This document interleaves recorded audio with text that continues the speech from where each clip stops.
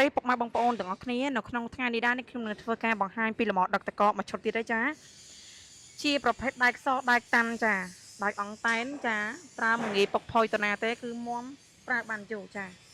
លំអហ្នឹងគឺមានទំហំខ្នាតតឹងសាច់ក្នុងគឺ1ម៉ែត្រគត់បដោយវា2ម៉ែត្រ2តឹកចាគាត់បានធ្វើការកំងជាប្រភេទដែកក្រាស់ដែកសចាពុកម៉ែបងប្អូនអាចមើលបានណាចានេះជើងក្រោមនេះគឺវេចិត្តចាវេចិត្តកលឹងកបាត់ទាំងអស់ហ្នឹងតែម្ដងចាដែកសមេបដោះឡើងលើនេះក៏សចាមេបដោះឡើងលើនេះក៏សដែរកលឹងកបាត់ជុំវិញហ្នឹងតែម្ដងចា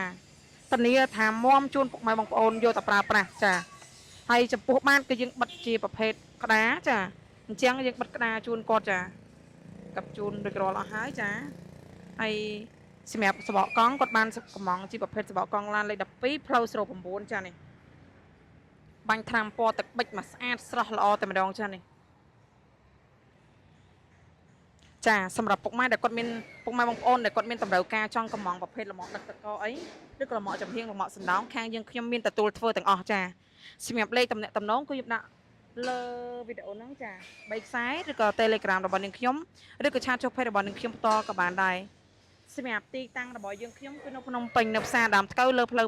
271នៅម្ដុំធនីគារ ABA ណាចាស្លាកយីហោរបស់យើងខ្ញុំគឺឈ្មោះផាតតារាចា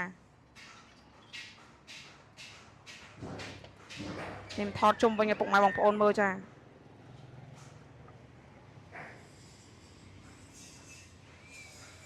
ចាសម្រាប់ជាចុងក្រោយនេះខ្ញុំសូមអរគុណពុកម៉ែបងប្អូនទាំងអស់គ្នាដែលបានតាមដានទស្សនាវីដេអូរបស់ខ្ញុំចាប់ពីដើមរហូតដល់ចប់ចាសូមអរគុណសូមជម្រាបលាចា